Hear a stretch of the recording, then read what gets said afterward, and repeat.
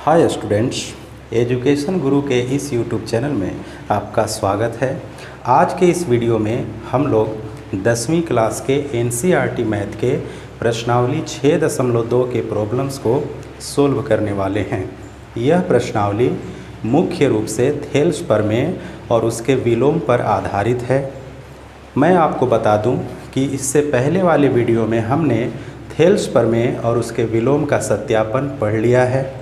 हमने उस वीडियो में यह सीखा कि थेल्स प्रमेय और उसके विलोम का स्टेटमेंट क्या है और उन स्टेटमेंट को मतलब थेल्स प्रमेय और उसके विलोम को कैसे सत्यापित किया जाता है।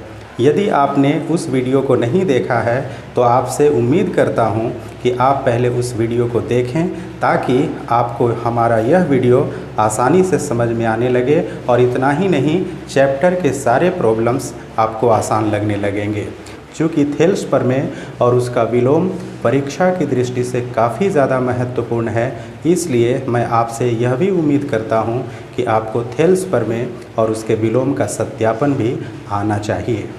तो चलिए आज के इस वीडियो में हम प्रश्नावली 6.2 के प्रॉब्लम्स को सोल्व करने वाले हैं। लेकिन चूँकि ये प्रॉब्लम्स थेल्स प्रमेय और उसके विलोम पर आधारित है, तो सबसे पहले हम लोग थेल्स प्रमेय और उसके विलोम के स्टेटमेंट, उसकी गणितीय भाषा और उसके तरीक़ों पर गौर कर लें ताकि जब हम चैप्टर में जाएं तो हमारे लिए चैप्टर के हर प्रॉब्लम्स काफ़ी आसान लगेंगे।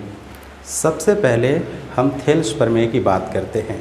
थेल्स प्रमेय इस बात पर जोर देता है कि यदि किसी त्रिभुज की एक भुजा के समांतर कोई रेखा खींची जाए तो वही रेखा अन्य दो भुजाओं को समान अनुपात में बांटती है। चलिए इस स्टेटमेंट को चित्र के द्वारा समझ लेते हैं और चित्र बनाने के बाद कैसे थेल्स प्रमेय रिएक्ट करता है, उसकी गणितीय भाषा कैसी है, इसको हम जान लेते हैं।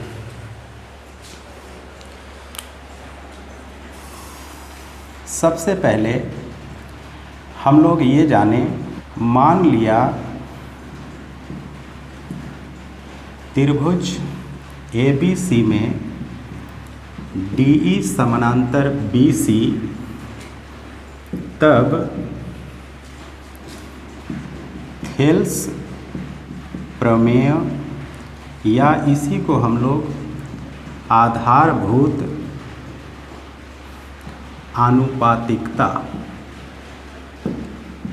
आनुपातिकता प्रमेय भी कहते हैं के अनुसार यहाँ पर हम लोग उस गणितीय भाषा को पहचानने की कोशिश करेंगे जिसके आधार पर यह चैप्टर काफ़ी आसान होगा। मान लीजिए हमें कोई त्रिभुज ABC इस प्रकार से दिया हुआ हो कि उसमें DE समानांतर BC हो, ठीक है। तब थेल्स प्रमेय यानी आधारभूत आनुपातिकता प्रमेय के अनुसार उसकी गणितीय भाषा क्या होगी, आइए ज़रा चित्र के अनुसार देख लेते हैं। जैसा कि बताया गया है कि एक त्रिभुज है ABC और इस BC भुजा के समानांतर कोई एक लाइन खींची गई है, इसे हम D से डिफाइन कर रहे हैं और शर्त यह है कि ये दोनों समानांतर होनी चाहिए। थेल्स प्रमेय का पहला शर्त यही है कि यदि किसी त्रिभुज की एक भुजा के समानांतर कोई रेखा खींची जाए तो यही रेखा अन्य दो भुजाओं को, किन दो भुजाओं को, AB को और AC को समान अनुपात में विभाजित करती है। तो इसके अनुसार वो कौन कौन सी गणितीय भाषा निकल के आती है, आइए ज़रा गौर करते हैं। एक गणितीय भाषा ये निकल के आती है कि हम इसको AD/BD और AE/CE लिख सकते हैं। दूसरी गणितीय भाषा ये निकल के आती है कि इस चीज़ को हम AD/AB भी लिख सकते हैं, तो उधर से हम AE/AC भी लिख सकते हैं। आपको ये देखना है कि किस तरीके से ये रिएक्ट कर रहा है। लेफ़्ट साइड में जिस तरीके से ये चलेगा, राइट साइड में भी उसी तरह से ये रिएक्ट करेगा। एक गणितीय भाषा और इसकी बन सकती है BD/AB भी कह सकते हैं, तो उस तरफ से CE तो बटे AC भी हो सकता है। इसका मतलब यह हुआ कि यदि किसी त्रिभुज ABC में, यहाँ त्रिभुज का रूप बदल सकता है, त्रिभुज के नाम बदल सकते हैं, त्रिभुज ABC भी हो सकता है, PQR भी हो सकता है। मतलब यह समझना है कि थेल्स प्रमेय कब लागू होता है। थेल्स प्रमेय तब लागू होता है जब किसी त्रिभुज में एक भुजा के समानांतर कोई रेखा खींची जाए। जैसे यहाँ पर BC के समानांतर DE खींची गई है, तो ऐसी परिस्थिति में थेल्स प्रमेय 100% लागू हो जाएगा। और थेल्स प्रमेय से कौन कौन सी गणितीय भाषा निकल के आ रही है उसको हमने यहाँ पर लिख दिया है। जिस तरीके का प्रॉब्लम होगा हम उस तरीके की गणितीय भाषा का इस्तेमाल कर लेंगे। तो स्टूडेंट्स, थेल्स प्रमेय के गणितीय भाषा को जानने के बाद अब हम थेल्स प्रमेय के विलोम के स्टेटमेंट को जान लें और उसकी गणितीय भाषा क्या कहती है उसको भी ज़रा हम लोग समझते चले। थेल्स प्रमेय का विलोम इस बात पर जोर देता है कि किसी त्रिभुज में दो भुजा को समान अनुपात में बांटने वाली रेखा तीसरी भुजा के समानांतर होती है। चलिए इसको हम लोग चित्र के अनुसार समझ लेते हैं। मान लिया त्रिभुज ABC में AD बटे BD बराबर AE बटे CE, तब थेल्स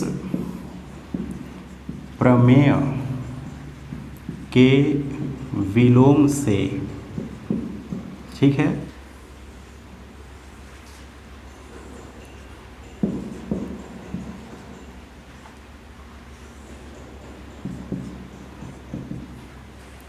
स्टूडेंट्स, आपको अभी मैंने बताया कि थेल्स प्रमेय का विलोम कहता है कि किसी त्रिभुज की दो भुजाओं को समान अनुपात में बांटने वाली रेखा तीसरी भुजा के समानांतर होती है।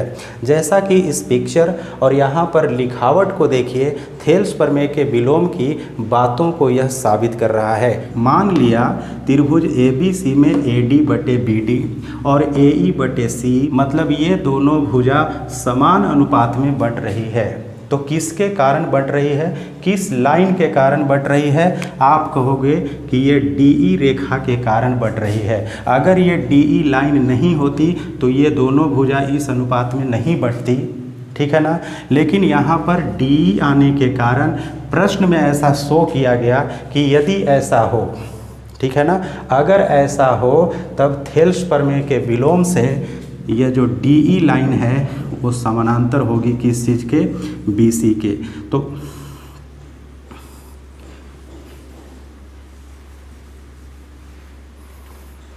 DE समानांतर BC, मतलब यह है कि आपको यहाँ पर कोई ऐसा त्रिभुज दिया होगा जिसमें आपको बताया जाएगा कि दो भुजा समान अनुपात में बंट रही है। तो आपको यही देखना है कि वह किस लाइन के कारण ऐसा हो रहा है। जिस लाइन के कारण ऐसा हो रहा होगा तो वह लाइन अपने सामने वाली भुजा के, ठीक है ना, यानी वही लाइन सामने वाले लाइन के समानांतर हो जाएगी, ठीक है। तो यहाँ पर हम कह सकते हैं कि इस लाइन के कारण AD बटे BD और AE बटे EC अगर हो रहा है, इस लाइन के कारण ही AD बटे BD और AE बटे CE हो रहा है, तो यह लाइन BC के क्या होगी, समानांतर होगी। तो हम लोग थेल्स प्रमेय और थेल्स प्रमेय के विलोम के गणितीय भाषा को समझ चुके हैं। अब हम चलते हैं प्रश्नावली 6.2 के प्रॉब्लम्स की तरफ। पहला प्रश्न कह रहा है कि आकृति 1 और 2 में, हमने यहाँ पर पहली आकृति बनाई है, इसे सोल्व करने के बाद हम दूसरी आकृति की तरफ चलेंगे। आकृति 1 और 2 में DE समानांतर BC है। आपको इस बात को ध्यान में रखना है कि ये जो शर्त है कौन सी शर्त है, थेल्स प्रमेय का यह शर्त है। यदि कोई रेखा किसी भुजा के समानांतर हो, यहाँ देखो D समानांतर BC है, मतलब यह जो DE लाइन है इस भुजा के समानांतर है। तो चलिए इसको हम सिंबल के रूप में लिख देते हैं, ठीक है ना, इससे हमें काफ़ी आसान हो जाएगा। पहली आकृति में EC का मान यहाँ पर, और जब दूसरी आकृति को हम लोग बनाएंगे तो उसमें AD का मान ज्ञात करना है, ठीक। सॉल्यूशन। यहाँ पर हम लोग दो प्रश्न है, इसीलिए हम लोग इसको पहला और दूसरा करके चलेंगे। सबसे पहले आपको लिखना है कि चूंकि त्रिभुज ABC में DE समानांतर BC। देखो ज्यामिति जो होता है वो तर्क पे आधारित होता है, मतलब आपको पहले एक प्रमाण रखना पड़ता है कि देखिए हम जो बात रखने वाले हैं वो किस बेस पर रखने वाले हैं, किस आधार पर कहने वाले हैं, ठीक है ना। जैसे यहाँ त्रिभुज ABC में DE समानांतर BC ये प्रश्न में दिया हुआ है, ठीक है ना। तब थेल्स प्रमेय से आप लोग यहाँ ध्यान रखोगे कि जैसे ही किसी त्रिभुज में कोई रेखा किसी भुजा के समानांतर हो जाती है तो वहाँ पर कौन सा प्रमेय लागू हो जाता है, थेल्स प्रमेय लागू हो जाता है। तो थेल्स प्रमेय से हम उसकी गणितीय भाषा को पहले लिखते हैं। क्या लिखते हैं, AD बटे क्या हो जाएगा BD, और वहाँ पर देखिए AE तो बटे क्या हो जाएगा EC, ठीक है ना। अब EC कहो या C कहो बात एक ही है। तो यहाँ पर देखिए अब हम इसके मान को पुट करने वाले हैं। AD का मान है 1.5, BD का मान है 3, AE का मान है 1 सेंटीमीटर और EC का मान नहीं है तो हम इसको EC ही लिख देते हैं, ठीक है ना। अब हम इसको सोल्व करेंगे तो ये देखो ये हमारा 1.5 है और ये हमारा 3 है, मतलब ये 2 टाइम्स है, मतलब दुगना है। तो इसको जब हम यहाँ से कैंसिल करेंगे तो यहाँ पर क्या आ गया 1/2 और 1/EC। अब जब क्रॉस मल्टीप्लाई में करूँगा तो यहाँ पर EC का वैल्यू कितना आ गया 2 सेंटीमीटर। तो ये हमारा आंसर हो गया। तो अब हम दूसरी आकृति की तरफ चलते हैं। दूसरी आकृति को यहाँ देखिए, यहाँ पर AD का मान हमें ज्ञात करना है, जबकि BD का मान 7.2 सेंटीमीटर, EC का मान 5.4 सेंटीमीटर और AE का मान 1.8 सेंटीमीटर दिया हुआ है। लेकिन सबसे पहले हम थेल्स प्रमेय के शर्त को देख लेते हैं कि क्या इस पर थेल्स प्रमेय लागू होगा कि नहीं। जी हाँ, इस आकृति पर भी थेल्स प्रमेय लागू होगा, क्योंकि DE समानांतर BC पहले ही कह चुका है। तो हम यहाँ पर प्रतीक के रूप में, सिंबल के रूप में यहाँ पर शो कर रहे हैं कि DE समानांतर BC है। दूसरी आकृति के लिए हम लोग चलेंगे कि चूँकि त्रिभुज ABC में DE जो है वो समानांतर है BC के, तब थेल्स प्रमेय से इस चीज़ को ज़रूर यहाँ पर शो करना है कि आखिर ऐसा होने पर किस प्रमेय से आप कह रहे हैं, ठीक है। तो थेल्स प्रमेय से फिर एक गणितीय भाषा हम यहाँ पर लिखते हैं कि AD तो बटे यहाँ पर क्या हो गया BD। आप AD बटे DB भी लिख सकते हो, नाम में क्या रखा है मतलब वही होगा, बराबर यहाँ पर हम AE तो बटे क्या कह सकते हैं CE भी कह सकते हैं, EC भी कह सकते हैं। अब यहाँ देखो AD का मान नहीं पता है तो हम AD ही रहने देते हैं। BD का मान कितना दिया हुआ है 7.2, AE का मान 1.8 और EC का मान दिया हुआ है 5.4। AD upon 7.2। लेकिन यहाँ पर देखो अगर दोनों के दशमलव को कैंसिल कर दे तो यहाँ पर 3 टाइम्स मतलब 3 बार में यह कट जाता है, तो यहाँ 1/3 हो गया। तो अब इसको हम लोग क्रॉस मल्टीप्लाई करेंगे तो यहाँ देखिए क्या हो जाएगा 3AD इक्वल 7.2। तो यहाँ पर मैं इसको सोल्व कर दे रहा हूँ, या AD इक्वल क्या होगा 7.2 अपॉन यहाँ जो 3 टाइम्स है वो भाग के रूप में आ गया।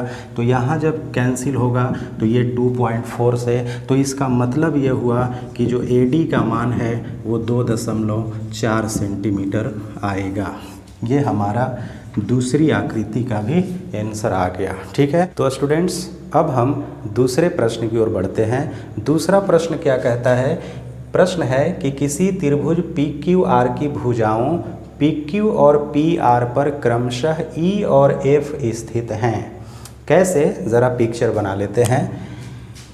मतलब एक त्रिभुज दी गई है जिसे डिफाइन किया गया है P, Q और R से, और उसकी PQ और PR पर मतलब PQ और PR पर 2 बिंदुएं हैं।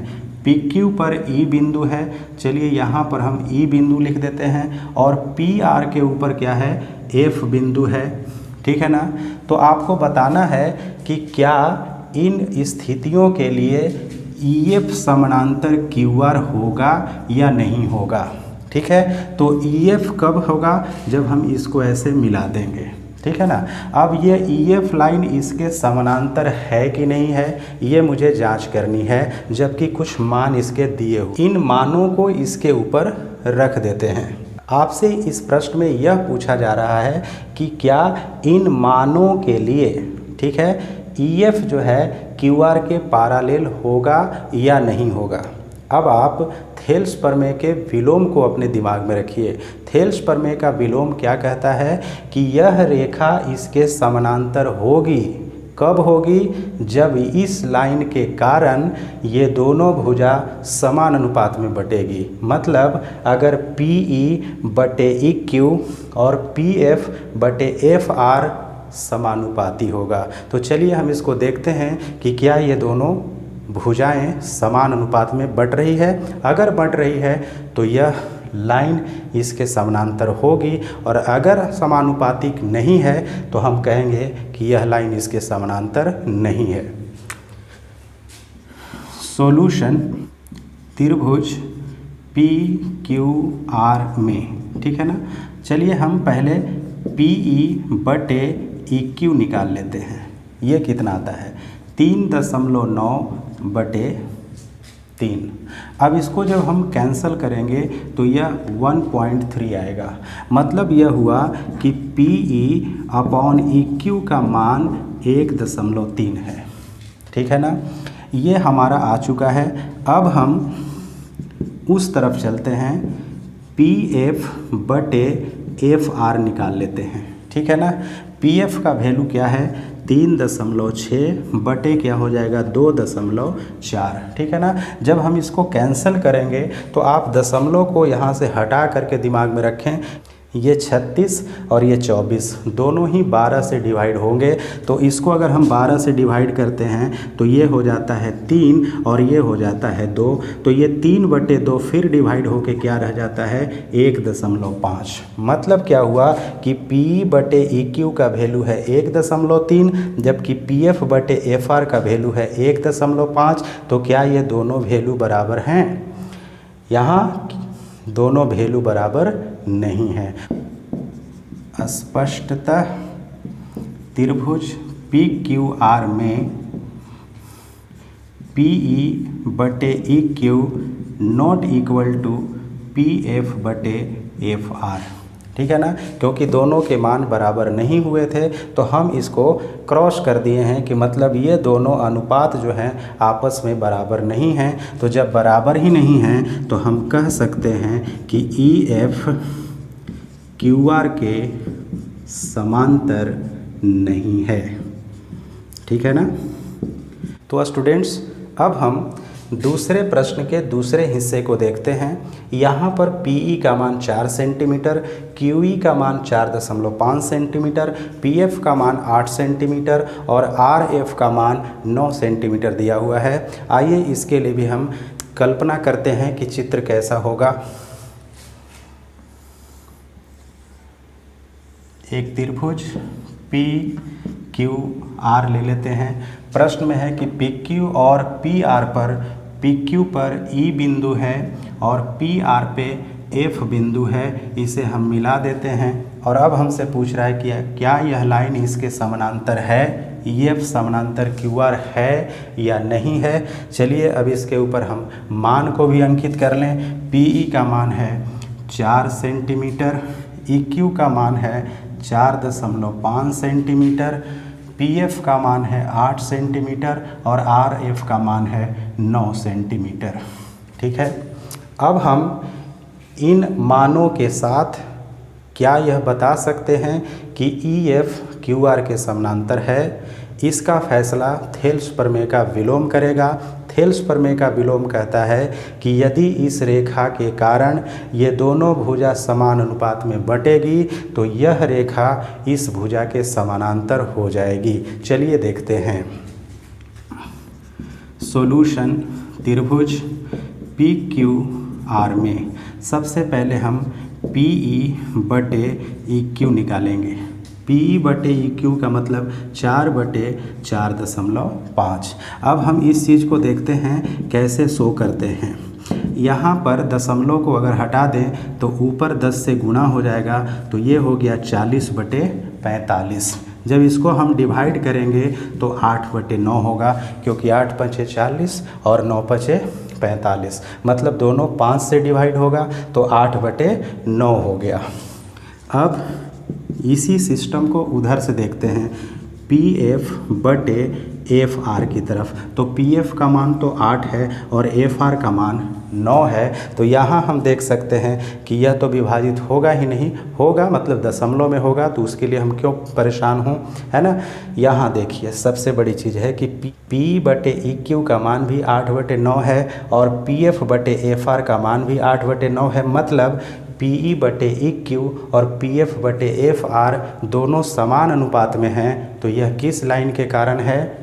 ई एफ लाइन के कारण। तो ऐसा होने पर थेल्स प्रमेय का विलोम आ जाता है कि यह लाइन इस भुजा के समानांतर होगी। स्पष्टतः त्रिभुज पी क्यू आर में पी ई बटे ई क्यू बराबर पी एफ बटे एफ आर, इसलिए आखिर किस कारण से आप इसको कहते हैं कि समानांतर होगा? तो थेल्स प्रमेय के विलोम से, ठीक है ना। लिखने में कोई कंजूसी ना करेंगे।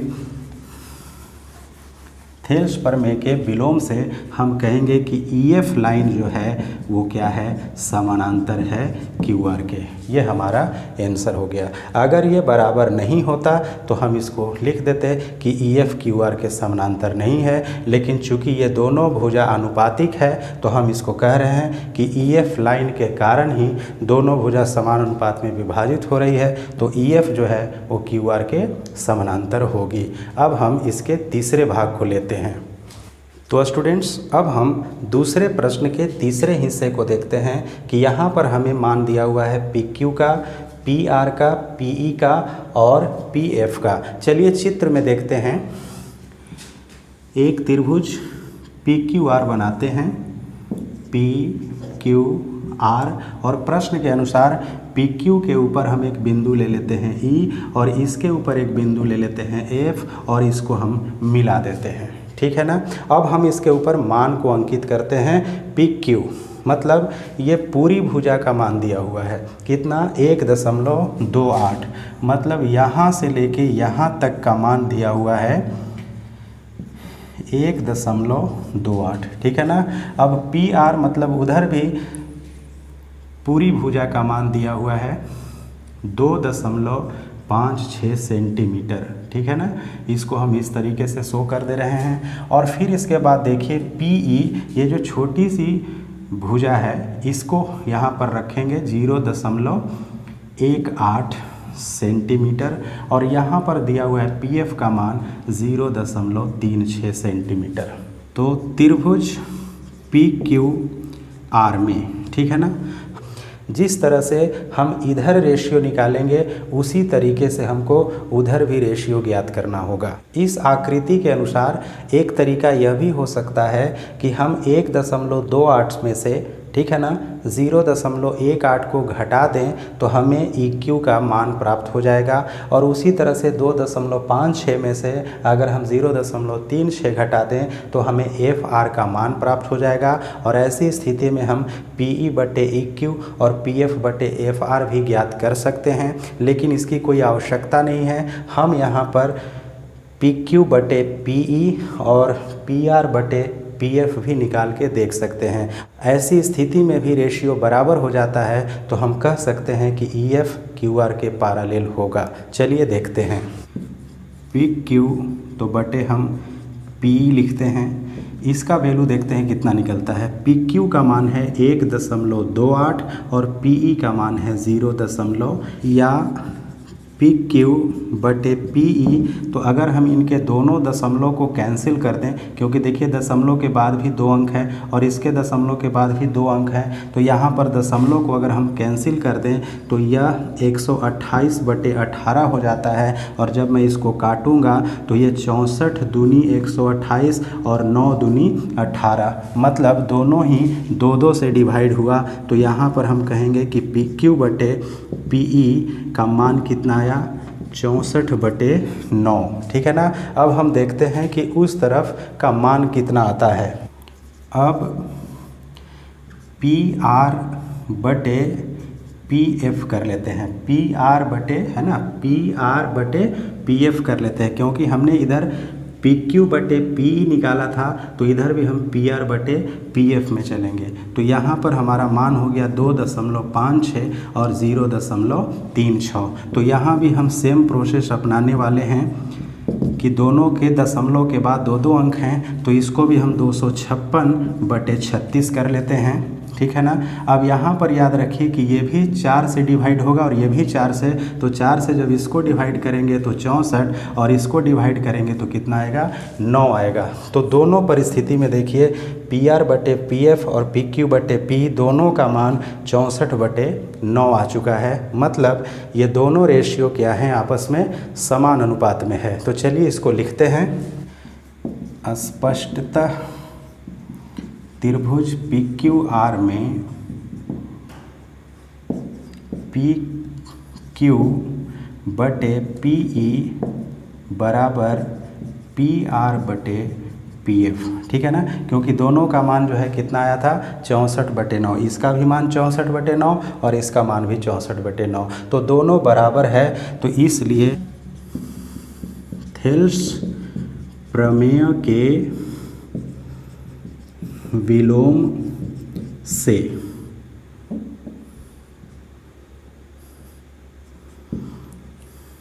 ई एफ समानांतर क्यू आर। तो स्टूडेंट्स, अब हम प्रश्नावली 6.2 के तीसरे प्रश्न को देखते हैं। तीसरा प्रश्न है कि आकृति में, मतलब आपके बुक में एक आकृति दी गई है, उसी आकृति में 2 शर्त दिए हुए हैं कि एल एम समानांतर सी बी। अब हम इस चीज़ को प्रश्न में भी शो करने वाले हैं। मतलब एल एम समानांतर सी बी, तो एल एम सी बी के समानांतर है। ठीक है ना। इस चीज़ को हम प्रतीक के रूप में ज़रूर दर्शाएंगे। एल एन समानांतर सी डी, तो यहाँ पर देखिए एल एन सी डी के समानांतर है, तो इसको हम ऐसे दे दिए। तो क्या प्रमाणित करना है, सिद्ध कीजिए कि ए एम बटा ए बी।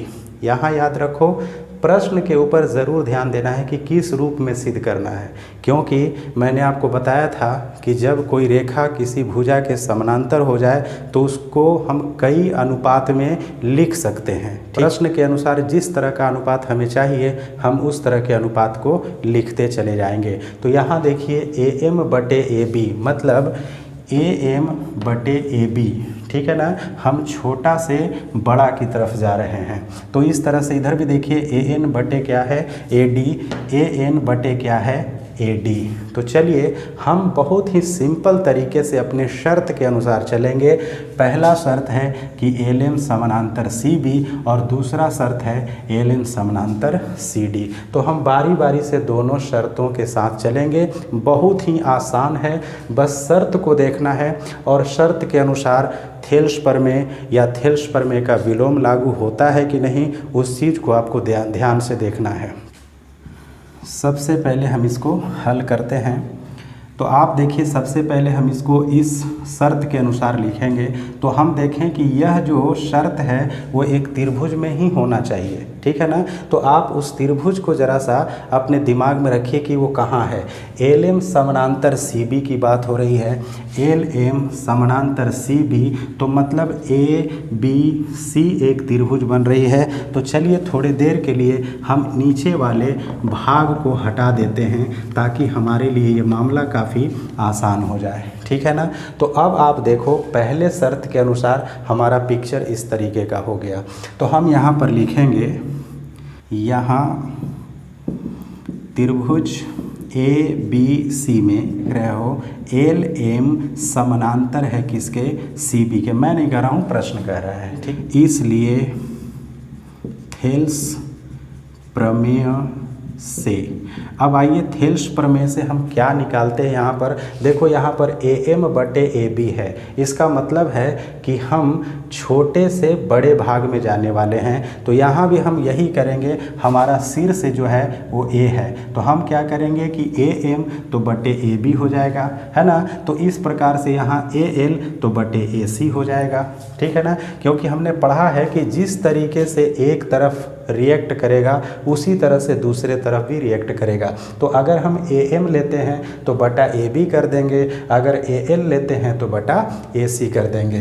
तो यहाँ पर हम लिखने वाले हैं ए एम बटे ए बी, तो उस तरफ हो गया ए एल तो बटे ए सी। अब इसको हम क्या मान लिया, पहला मान लिया, ठीक है। अब हम जिस आकृति को मिटा दिए हैं उस आकृति को पूरा कर लेते हैं।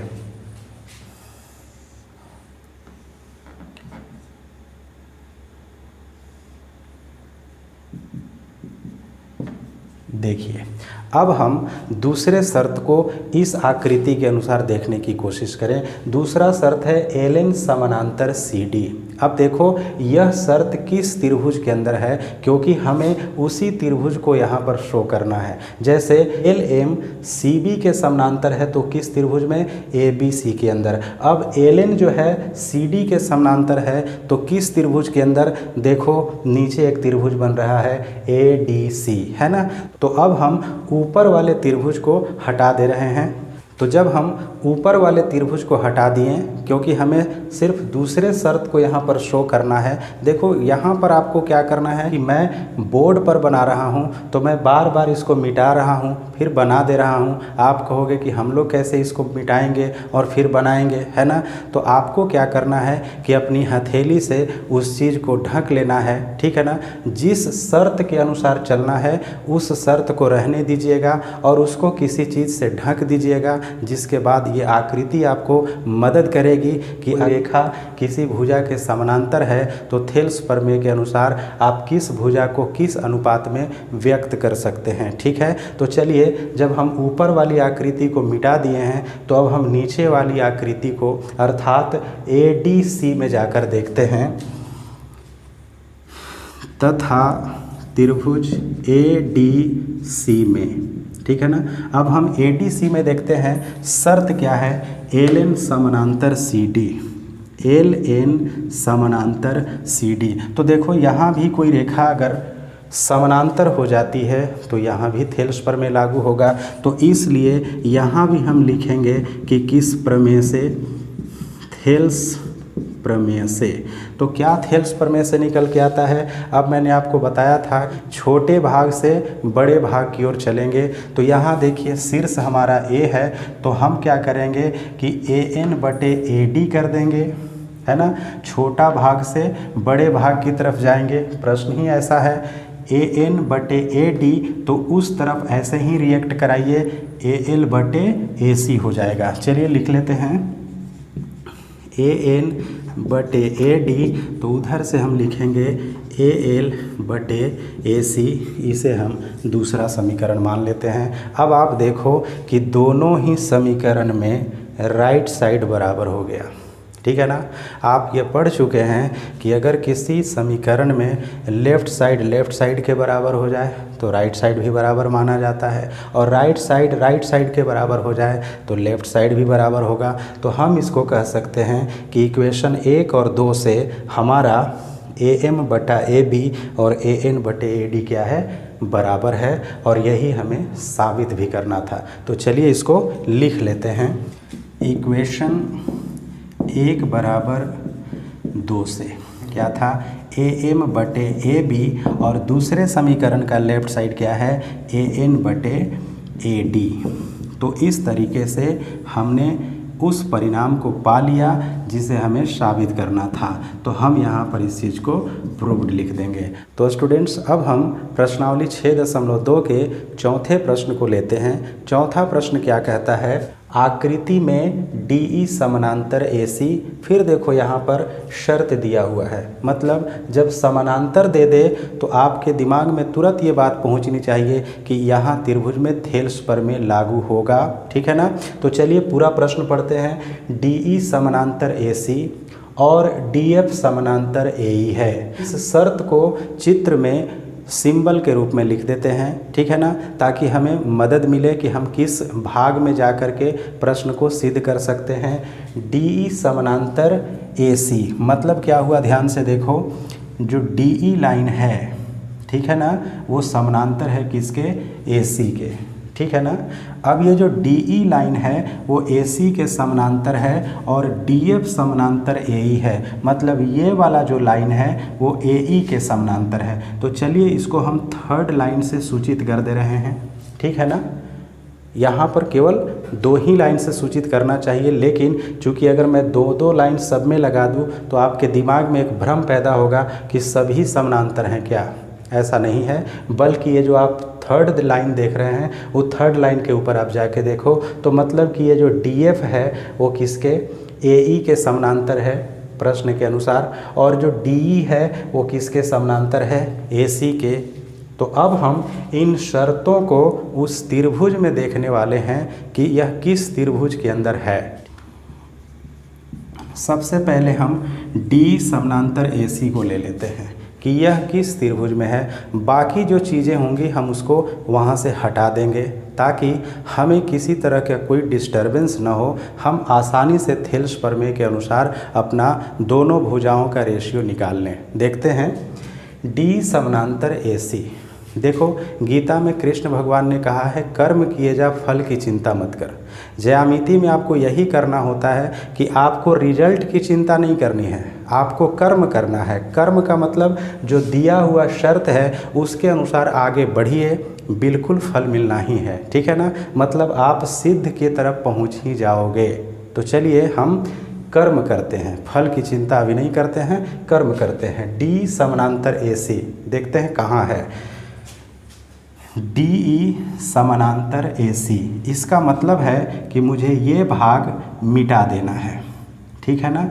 जिस रेखा को हम समानांतर दिखा रहे हैं, प्रश्न में जो भाग समानांतर शो कर रहा है हम उसे ही रखने वाले हैं। तो आप देखो कि DE समानांतर AC के अनुसार हमारा एक फिगर ये बन के आता है, ठीक है ना। जब हम प्रश्न के फिगर को देखते हैं तो उसमें कई लाइन खींचे होते हैं जिसके कारण हमें भ्रम होता है। कमज़ोर बच्चे जो होते हैं ज्यामिति से इसीलिए भागते हैं कि ये हमारे बश की बात नहीं है, लेकिन यकीन करिए ज्यामिति बहुत ही हल्का विषय है, क्योंकि ज्यामिति में अधिकतर बातें प्रश्न के अंदर ही दी होती हैं। अब आपको उसके तर्क के अनुसार, उसके स्टेटमेंट के अनुसार और उसके तरीक़ों के साथ आपको आगे बढ़ना होता है। तो आप देखिए DE समानांतर AC, तो DE समानांतर AC, ठीक है ना। यहाँ देखो B मेरा शीर्ष होगा, शीर्ष हमारा A नहीं है, ठीक है ना। अगर DE समानांतर AC है तो इसके अनुसार B मेरा क्या है, शीर्ष है। हम B से ही रेशियो की तरफ बढ़ेंगे, B से ही हम रेशियो निकालने की तरफ बढ़ेंगे, ठीक है। क्योंकि ये देखिए अगर ऐसे रहता, ये लाइन ऐसे पैरेलल होता, तब हम कहते हैं कि ये हमारा शीर्ष हो गया और हम ऐसे रिएक्ट करते हैं। लेकिन चूँकि DE समानांतर AC है तो ये मेरा क्या हो गया, शीर्ष हो गया। आप इसको चाहें तो अपने पेज को इस तरीक़े से पलट करके भी देख सकते हो। B को ऊपर कर लीजिएगा तो आपको जो बेसिक समझाया गया था उसके जैसा पिक्चर दिखाई देगा। जिस तरीके से आपको आसान लगे उस तरीके से आप ले कर के मैथ को चलिए, आपको आसानी से परिणाम प्राप्त हो जाएगा। तो चलिए देखते हैं यहाँ पर त्रिभुज कौन सा हुआ, ABC, जिसमें D जो है AC के समानांतर है। तो चलिए हम लिखते हैं यहाँ त्रिभुज ABC में, ठीक है। ABC में क्या दिया हुआ है, ध्यान से देखो, DE समानांतर AC, DE समानांतर AC। तो इसलिए जब किसी त्रिभुज में कोई रेखा किसी भुजा के समानांतर हो जाए तो लागू होता है थेल्स प्रमेय। तो उसके रेस्पेक्ट में हम लिख देते हैं थेल्स प्रमेय से। थेल्स प्रमेय से क्या निकल के आएगा, मैंने आपको बताया कि बी हमारा शीर्ष है। तो अब हम ज़रा सा देख लेते हैं कि किस तरह से रिएक्ट कर रहा है। बी एफ बटे एफ ई, बी ई बटे ई सी, मतलब यहाँ तो एफ ख़त्म मैंने कर लिया है, तो इधर से चलते हैं बी ई बटे ई सी, मतलब बी ई बटे ई सी, दोनों छोटे भाग से ही रेशियो निकालना है। तो चलिए देखते हैं थेल्स प्रमेय से क्या होता है। यहाँ देखो पहले हम बढ़ते हैं बी डी, तो बटे क्या होगा डी ए, बी डी तो बटे डी ए, ठीक है ना, बी डी तो बटे डी ए, तो उधर से क्या हो गया बी ई तो बटे ई सी। अब इसको हम लोग पहला समीकरण मान लेते हैं। अब हम दूसरे शर्त को अप्लाई करेंगे, ठीक है ना। चलिए पहले पिक्चर को जो हमने हटा दिया था उसको पूरा कर लेते हैं, फिर देखते हैं कि इस शर्त के अनुसार किस चीज़ को हमें मिटाना पड़ेगा, ठीक है ना। यहाँ पर f था और यहाँ पर इस तरीके से मिला हुआ था, ठीक है। मैंने इसे ट्रिपल लाइन से सूचित किया था।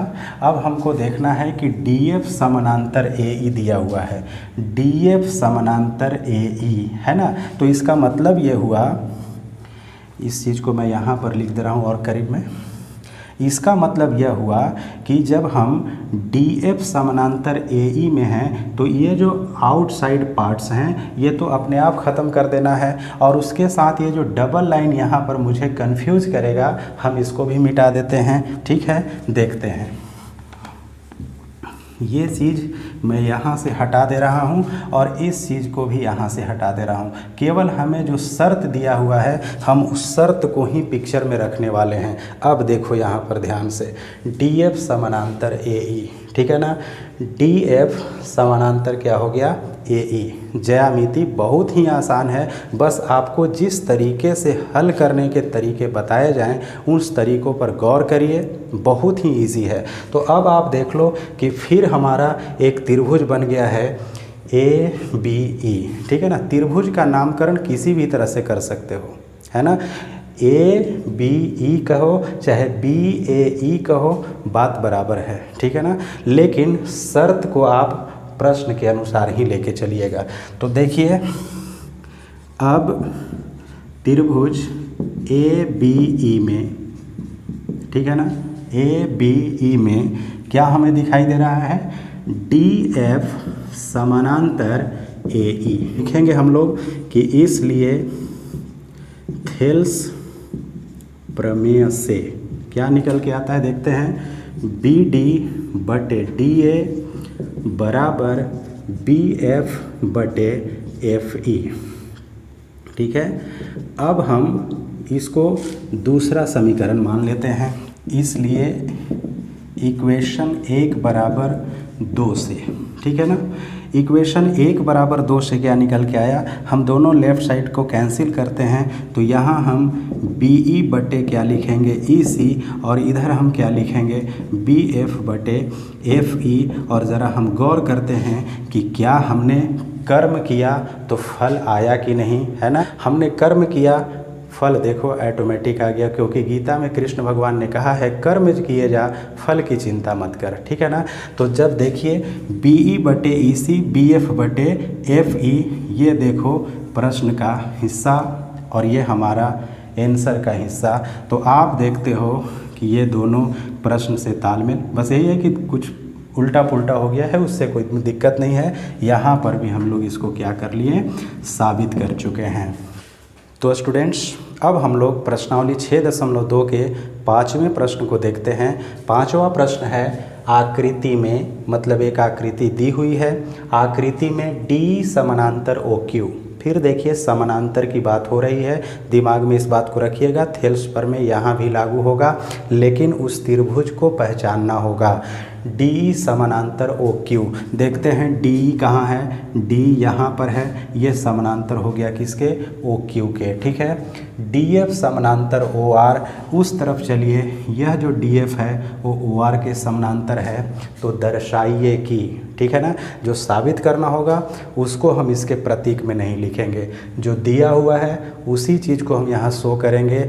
सिद्ध करना है उसको हम वैसे ही रहने देंगे। सिद्ध क्या करना है कि ये जो EF DF लाइन देख रहे हैं वो QR के क्या है, समानांतर है। यहाँ DE समानांतर OQ के शर्त पर हम जब जा रहे हैं तो देखते हैं कहाँ है DE समानांतर OQ। तो जितना भी फालतू चीज़ है उसको हम हटा दे रहे हैं, ठीक है ना। यहाँ से इसको हटा दे रहे हैं। देखो देर ज़रूर लगेगी बनाने में, लेकिन बहुत ही आसानी से आप इसको बना सकते हैं, क्योंकि ज्यामिति जो है थोड़ा सा उलझा हुआ रहता है और इससे बच्चे भागते भी हैं, लेकिन अब भागने की ज़रूरत नहीं है, देख लो, ठीक है ना। DE समानांतर OQ, DE समानांतर OQ त्रिभुज PQO में, ठीक है ना। क्या दिया हुआ है, DE समानांतर OQ। तो इसलिए जब समानांतर हो गया तो एक प्रमेय लागू हो जाता है जिसे हम लोग थेल्स प्रमेय कहते हैं, ठीक है ना। इसी चीज़ को आधारभूत आनुपातिकता प्रमेय से भी लिख सकते हैं, थेल्स प्रमेय से। चलिए हम लोग इसका रेशियो निकालते हैं, PE बटे EQ तो PD बटे DO हो जाएगा, ठीक है ना। PE बटे EQ तो इधर से क्या हो गया, PD बटे DO। अब इसको हमने पहला मान लिया, ठीक है। अब हम जब यहाँ पहुँच गए तो इसके बाद हम कुछ कर नहीं सकते हैं, तो अब हमें दूसरे शर्त की तरफ बढ़ना होगा। ये बिल्कुल हमें पुश करता है, ठीक है ना, ये हमें खुद आगे बढ़ाता है। ज्यामिति जो है शर्त के अनुसार चलिएगा तो ये शर्त हमें खुद आगे बढ़ाता है कि अब ऐसे चलिए। अब देखो DF समानांतर OR में चलते हैं। DF कहाँ था, ज़रा उसको पूरा बना करके देख लेते हैं फिर से। यहाँ पर R था, यहाँ इस तरीके से F, ठीक है ना, ये भुजा इसके समानांतर। अब हम DF समानांतर OR की तरफ बढ़ रहे हैं, तो DF समानांतर OR को रख कर बाकी चीज़ों को हटा देते हैं, ठीक है ना। देखते हैं, यहाँ से ये ख़त्म होगा, यहाँ से ये भी, और यहाँ से ये, मैंने इसको कैंसिल कर दिया। ये लाइन मुझे कंफ्यूज करेगा, इसको भी हटा देते हैं। अब आप देखिए, अब त्रिभुज POR दिखाई दे रहा है। मैंने पहले ही कहा त्रिभुज के नामकरण में कोई प्रॉब्लम नहीं, आप इसको PRO कह दो, ठीक है ना, या POR कह दो, बात एक ही है। तो चलिए हम लोग देखते हैं कि DF समानांतर OR, ये जो शर्त है वो किस त्रिभुज में है, POR में है। तो क्या यहाँ भी थेल्स प्रमेय लागू होगा। चलिए लिखते हैं, तथा त्रिभुज POR में क्या है, DF समानांतर OR, ठीक है ना, प्रश्न में ही दिया हुआ है। इसलिए यहाँ भी कौन प्रमेय लागू होगा, थेल्स प्रमेय से। PF बटे FR तो बराबर हुआ PD बटे DO के। ये देखो हमारा सेकेंड इक्वेशन 1 बराबर 2 से इसको लिख देते हैं PE अपॉन EQ, तो ये इक्वल होगा PF तो बटे FR के। अब हम देखेंगे कि ये तो अनुपातिक आ गया, ठीक है ना, और प्रश्न में हमें अनुपातिक साबित नहीं करना है। देख लो, प्रश्न में हमें EF समानांतर QR साबित करना है, और हमें क्या प्राप्त हो गया, PE बटे EQ PF बटे FR, यानी समानांतर साबित करना है, लेकिन हम अनुपातिक की ओर आ गए। अब हमारे दिमाग में बात आ रही है कि अगर अनुपातिक होता है तो यहाँ थेल्स प्रमेय का विलोम लागू होता है। चलिए पिक्चर को देख लेते हैं पूरा करके कि यह अनुपात पिक्चर में कहाँ पर है। तो अब हमें इस त्रिभुज में, ठीक है ना, बड़े से त्रिभुज में, अभी तक हम छोटे छोटे त्रिभुजों में शर्त के अनुसार चल रहे थे। अब हम जब इस परिणाम पर पहुँचे हैं तो ये परिणाम किस त्रिभुज में है, गौर से देखेंगे। अब हम उस चीज़ को मिटा रहे हैं जो हमें फालतू दिखाई दे रहा है। यहाँ पर ये चीज़ देखिए, यहाँ से इसको हटा देते हैं, ठीक है ना। अब सिर्फ वही चीज़ जो हमारा परिणाम में है, देखो ध्यान से, अब पी क्यू आर एक त्रिभुज है और उस त्रिभुज में पी ई बटे ई क्यू और पी एफ बटे एफ आर आ चुका है। देख लो, पी ई बटे ई क्यू पी एफ बटे एफ आर। मैंने आपको बेसिक में समझाया था कि किसी त्रिभुज में कोई रेखा दो भुजाओं को समान अनुपात में बांटे तो वही रेखा तीसरी भुजा के समानांतर होती है। तो जब यहाँ पर अनुपात में है तो अनुपात में होने पर हम कहते हैं थेल्स प्रमेय के विलोम से। इसलिए थेल्स प्रमेय के विलोम से, ठीक है ना, ये जो अनुपात प्राप्त हुआ है वो किस रेखा के कारण, EF के कारण। तो हम कहेंगे कि EF समानांतर किसके, QR के। तो ये मुझे साबित कर दिया, ठीक है ना। अब इसको भी हम लोग प्रूव्ड कर देंगे। तो यहाँ पर हमारा 5वां सवाल भी पूरा हो गया।